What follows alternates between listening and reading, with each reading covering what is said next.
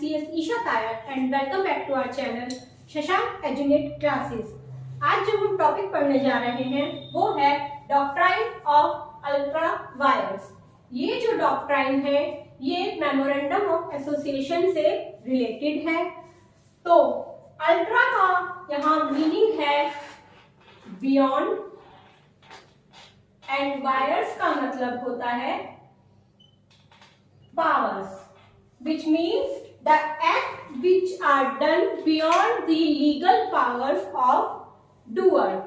अगर कोई व्यक्ति ऐसे ही कोई एक्ट करता है जो उसकी पावर्स से बाहर है तो उसे हम बोलते हैं अल्ट्रा वायर्स।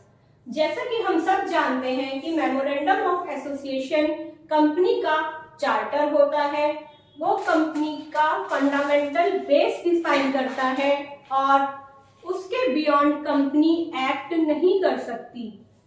तो जब भी कोई कंपनी या board of directors memorandum of association के बाहर जाकर कोई एक्ट करते हैं तो वो अल्ट्रा वायर्स कहलाता है और वो नल एंड वॉइड होता है। वो ना तो कंपनी पर बाइंडिंग है और ना ही किसी और पर बाइंडिंग है।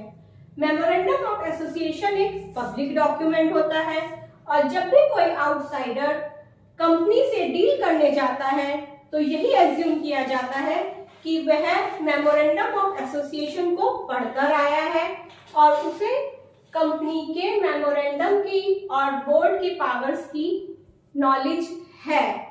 उसके बाद भी अगर वो कहता है कि मुझे नहीं पता था कि ये जो कॉन्ट्रैक्ट कंपनी ने किया वो कंपनी की पावर्स में नहीं था, कंपनी वो कॉन्ट्रैक्ट नहीं कर सकती थी, तो इसकी उसे कोई भी एडवांटेज नहीं मिलेगी।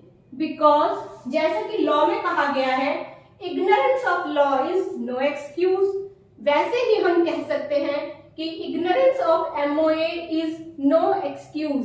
अगर आप कंपनी से डील कर रहे हैं तो आपको पता होना चाहिए था कि ये जो कॉन्ट्रैक्ट कंपनी करने जा रही है वो वैलिड भी है या नहीं, उसे कॉन्ट्रैक्ट करने की पावर है भी या नहीं।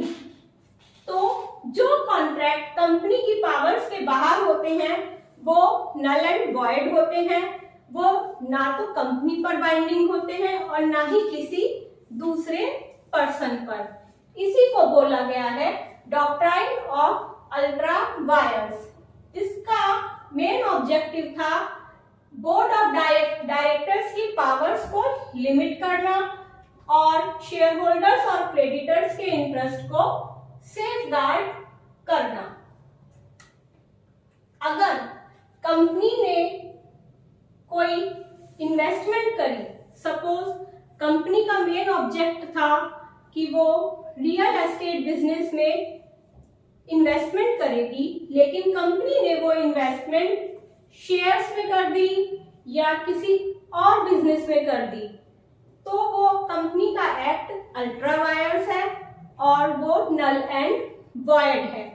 इसका जो मोस्ट इंपॉर्टेंट रेलिवेंट केस है वो है Ashbury railway carriage and iron company versus Riche. यहाँ पर एशबरी रेलवे कैरेज कंपनी जो है उसके मेन ऑब्जेक्ट थे टू मेक सेल और lend on hire railway carriage and wagons, to carry on the business of mechanical engineers and general contractors, to purchase sell lease and work mines, to purchase and sell as merchant or agent Coal Timber Netters Limited। Now Ashbery railway carriage and iron company limited ने mister रिचे के साथ एक contract किया कि वो railway mines की construction में को फाइनेंस करे बेल्जियम में, और रिचे ने भी कंपनी के मेमोरेंडम को पढ़े बिना ये कॉन्ट्रैक्ट साइन कर दिया। उसके बाद कंपनी के बोर्ड ऑफ डायरेक्टर्स ने अपने इस एक्ट को रेटिफाइड करा दिया शेयर होल्डर से, लेकिन बाद में कंपनी ने इस कॉन्ट्रैक्ट को रेपुडिएट कर दिया ये बोलकर कि ये कॉन्ट्रैक्ट कंपनी के एक्ट के अल्ट्रा वायर्स है। मिस्टर रिचे कोर्ट के पास गए और उन्होंने कहा कि कि रेलवे लाइन को कंस्ट्रक्ट करना कंपनी के मेमोरेंडम ऑफ एसोसिएशन में कवर्ड है under the main object to general contractors. As a general contractors company railway line construct कर सकती है और ये एक्ट अल्ट्रा वायर्स नहीं है। तब कोर्ट ने कहा कि जनरल कॉन्ट्रैक्टर का जो मीनिंग है वो हमें इंटरप्रेट करना है in relation to mechanical engineer. It's not like कि जनरल कॉन्ट्रैक्टर में आप सब कुछ इंक्लूड नहीं कर सकते, फिर तो इसमें फायर इंश्योरेंस, मरीन इंश्योरेंस सब इंक्लूड हो सकता है, लेकिन ऐसा नहीं है। जनरल कॉन्ट्रैक्ट टर्म को हमें मैकेनिकल इंजीनियर टर्म से कनेक्ट करके इंटरप्रेट करना है और रेलवे लाइंस कंस्ट्रक्ट करना कंपनी के मेमोरेंडम ऑफ एसोसिएशन में कवर नहीं होता है।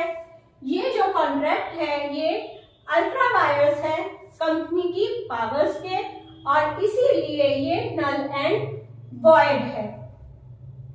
उसके बेसिस पर मिस्टर रिचे इस कॉन्ट्रैक्ट को एनफोर्स नहीं करा पाए। तो अभी हम देखेंगे कि डॉक्ट्रिन ऑफ अल्ट्रा वायर्स की 3 एक्सेप्शंस होती हैं, जहां पर ऑल्दो एक्ट तो अल्ट्रा वायर होता है पर उसको रेटिफाई किया जा सकता है। तो इन एक्सेप्शंस में नंबर 1 है कि कोई एक्ट इंट्रा वायर्स है एमओए के बट अल्ट्रा वायर्स है एओए के। अगर कंपनी को ऐसा कोई एक्ट करती है जो उसके आर्टिकल ऑफ एसोसिएशन में मेंशन नहीं है पर वो मेमोरेंडम ऑफ एसोसिएशन में कवर होता है तो शेयर होल्डर्स उसको रेटिफाई कर सकते हैं। सेकंड पॉइंट हमारा आता है an act beyond the power of board of directors but with in MOA. अगर बोर्ड ऑफ डायरेक्टर्स कोई ऐसा एक्ट करते हैं जो उनकी पावर्स के लिमिट में नहीं आता है पर कंपनी के मेमोरेंडम में कवर होता है तो उसको भी शेयर होल्डर्स रेजोल्यूशन पास करके रेटिफाई कर सकते हैं। थर्ड आता है ऐसा कोई एक्ट जो विद इन एमओए है, एमओए की पावर में तो है पर उसको करने के लिए जो प्रोसीजर फॉलो किया गया वो इरेगुलर था, मतलब ठीक से प्रोसीजर फॉलो नहीं किया पर एक्ट सही था। इस केस में भी शेयर होल्डर्स बोर्ड की इस एक्ट को रेटिफाई कर सकते हैं। ये डॉक्ट्राइन ऑफ अल्ट्रा वायर्स की 3 एक्सेप्शंस थी कि कोई एक्ट है जो एओए की तो बाहर है पर एमओए के विद इन है तो उसको रेटिफाई किया जा सकता है। ऐसा कोई एक्ट जो बोर्ड की पावर के बाहर है पर कंपनी की पावर्स के अंदर है उसको शेयर होल्डर रेटिफाई कर सकते हैं। और अगर ऐसा कोई एक्ट है जो मेमोरेंडम में तो मेंशन है लेकिन उसको करने के लिए बोर्ड ऑफ डायरेक्टर ने कोई प्रोसीजर डिफॉल्ट कर दिया है उसको भी शेयर होल्डर रेटिफाई कर सकते हैं। लेकिन अगर ऐसा कोई एक्ट है जो कंपनी के मेमोरेंडम के बाहर है, जो कंपनी के मेमोरेंडम में कवर ही नहीं है, उसको इवन 100% शेयर होल्डर अपनी कंसेंट देकर भी रेटिफाई नहीं कर सकते। वो कॉन्ट्रैक्ट और वो एक्ट नल एंड वॉइड ही रहेगा, उसको रेटिफाई करने का कोई भी रास्ता नहीं है। अब हम देखेंगे कि डॉक्ट्रिन ऑफ अल्ट्रा वायर के जो था ये था शेयर होल्डर और क्रेडिटर के इंटरेस्ट को सेफगार्ड करने के लिए।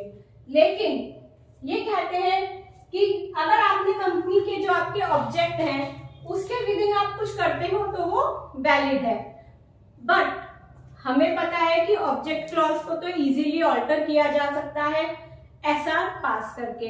तो अगर कोई कंपनी एक्ट करना चाहती है जो उसके ऑब्जेक्ट क्लॉज में या मेमोरेंडम में मेंशन नहीं है, तो वो उसके अपने मेमोरेंडम के ऑब्जेक्ट क्लॉज को ऑल्टर करके वो एक्ट कर सकती है। इस वजह से जो डॉक्ट्राइन ऑफ अल्ट्रा वायर है अपनी इंपॉर्टेंस खो देता है और इसका जो वेरी पर्पस है वो खत्म हो जाता है। आई होप आपको ये कॉन्सेप्ट समझ में आया होगा और पसंद भी आया होगा।